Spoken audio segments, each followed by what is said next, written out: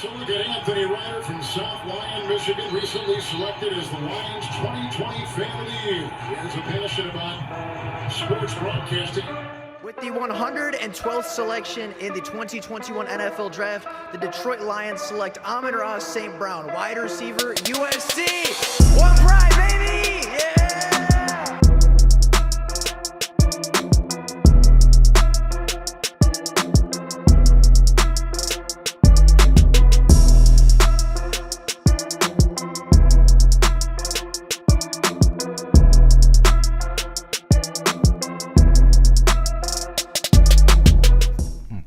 What is going on, everybody? Welcome back to another Detroit Lions video. Now, as we talked about a little bit earlier, the Detroit Lions had a pretty successful night one of the NFL draft. They walked away with arguably edge number one and arguably wide receiver number one when they are healthy. They got positional value, they got players at positions of need, and overall, although the trade might not be the best case scenario for some people, I thought they walked away from the NFL draft as winners of the draft. I don't think they were the best team, but I thought they were certainly a winner of the 2022 first round NFL draft. But with that being said, there is still a lot of work to be done, and I think it would be fun to go through the remainder of the draft, kind of do a little bit of a mock draft, but see more so what positions need to be addressed at what spots, and give you a couple potential names of guys that could go at each individual pick. So I essentially did a mock draft for the second round and beyond and came away with some of the guys that I thought could be targets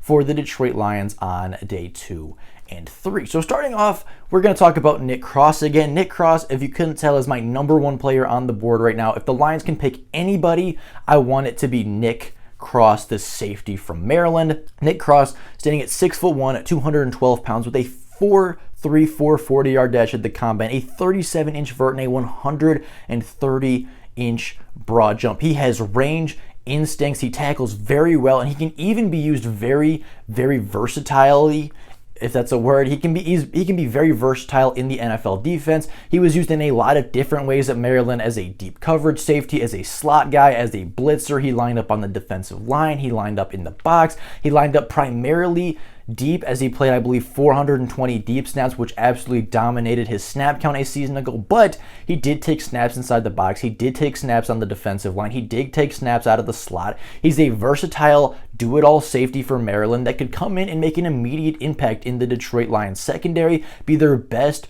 rangy free safety coverage guy on the roster right now, gives you 3 deep safeties and gives you 3 really, really good options. But at 48, he was not one of the top players on the board, and I think that he could very well go at 48, but there was a pretty good trade option to trade back, acquire a few more picks, and actually still pick up Nick Cross at 68. So with that being the case, I did trade down 20 picks, but in doing so, I picked up a 4th round pick, a very high 4th round pick in 107, and I picked up 170 from the Houston Texans. Houston on night 1 accumulated a lot of draft picks, right? They have a lot of late round picks. Like, I think they have 4 or 5 picks in day 3, and I think they could package a couple of those to move up if there's a guy at 48 that they really like. Maybe Malik Willis falls to 46. Houston really likes him. They want to move up, and the Lions move back a little bit, and then they sit and they sit and they sit, and I'm okay moving back because either Nick Cross or Kirby Joseph is going to be on the board, and if you can get either of those guys, that 107th pick is going to almost guarantee you JT Woods, the safety out of Baylor. So moving back really wasn't that big of a deal, and it worked out in the first place because at 68, I picked Nick Cross, the safety from Maryland. Now moving down to 97, Channing Tindall and Brandon Smith were both on the board, both of whom are top tier athletes in this year's class. Channing Tindall is far more refined. He's a far better player. He can do a lot of things really well for your defense, has elite speed. I believe had like one of the best RAS scores of a linebacker in recent memory, having 4.4 speed, 42-inch vert, and 109-inch broad, only missing 5 tackles a season ago for the Georgia Bulldogs, putting up over 67 tackles, 7.5 tackles for loss, 5.5 sacks, and a forced fumble. He is going to bring culture. He's going to bring an incredible athlete to Detroit, and I think that Kelvin Shepard, the linebackers coach, can absolutely mold this athletic freak into something really, really special. I do think the Lions could really use a coverage linebacker, but Channing Tindall is by far the best athlete, and I think can develop into a decent coverage linebacker with his athletic traits. You just have to teach him how to cover, and I think Kelvin Sheppard and Aaron Glenn can do absolutely that. Again, a very Brad Holmes move from last year, right? Taking the best athlete at a position of need at the 97th overall selection. Kind of fits Channing Tindall really, really well. A couple other guys you could be talking about, right? Kirby Joseph, if he is on the board and you don't walk away with Nick Cross at the 68th or 48th overall pick, I think there's a couple other linebackers. I think there's a couple other defensive tackle, a couple other defensive linemen or linebackers. Christian Harris from Alabama is still an option here. DeMarvin Leal from Texas A&M is certainly an option here. Or if you really think a quarterback's going to fall, maybe one of the quarterbacks does fall out of the second round, right? Maybe you have like a Desmond Ridder falling all the way to 97. Maybe you do have somehow, some way, Malik Willis falls to 97, right? There is always the opportunity that a quarterback can end up falling that far. But in this case, I think Channing Tindall was the best option because we did walk away with Nick Cross at 68. We get the most athletic linebacker, or one of the most athletic linebackers in the draft at 97. We walk away with two more defensive playmakers that are going to make huge impacts on the Detroit Lions in day one. And I think if this happens on day two, I'm giving the Lions an A grade walking into day three with the opportunity to add 4 or 5 more players to this roster. Now going down to pick 107, as I said, it's JT Woods from Baylor. JT Woods is one of my favorite players in this class. JT Woods has been one of my draft crushes for a very long time, for months and months and months. I want them to come away with JT Woods so incredibly badly, and I'm trying to manifest this into reality. I think safety could be looked at as the wide receiver of last year, knowing that there is a big need there, but Brad Holmes is going to wait for the value to fall, and I think JT Woods is that perfect value. He's that early 4th round pick, the guy that has really good range, has 4.3 speed, has 8 interceptions over the last 2 seasons in the Big 12.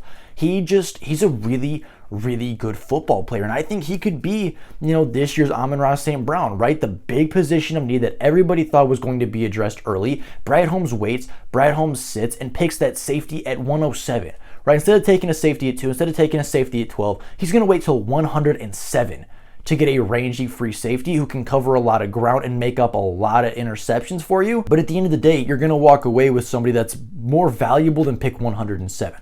I truly believe that JT Woods is better than a 4th round pick. I would feel comfortable drafting JT Woods in the 3rd round if it's all said and done. But at the end of the day, I think JT Woods will fall. I think he will drop all the way to the 4th round. And if Brad Holmes has a 4th round pick to spend, I think it's going to be a pick spent on JT Woods. Now going down to pick 170, I'm going to pick up Damone Clark, the linebacker from LSU. I know he's having spinal surgery, and I know he will not play until at least 2023, but you're talking about a guy that is 6 foot. You're talking about a guy who is 6'3" with 4.5 speed, who just last season put up 135 tackles, 15 tackles for loss, 5.5 sacks, 1 interception, 2 forced fumbles, 1 fumble recovery, and 3 passes defended. And he wore number 18 at LSU, which, if you are not aware, number 18 at LSU is the number that you want to have. If you wear number 18, that means you are the leader of that team. You are either the leader of the defense or you are the voice of the locker room for the entire team.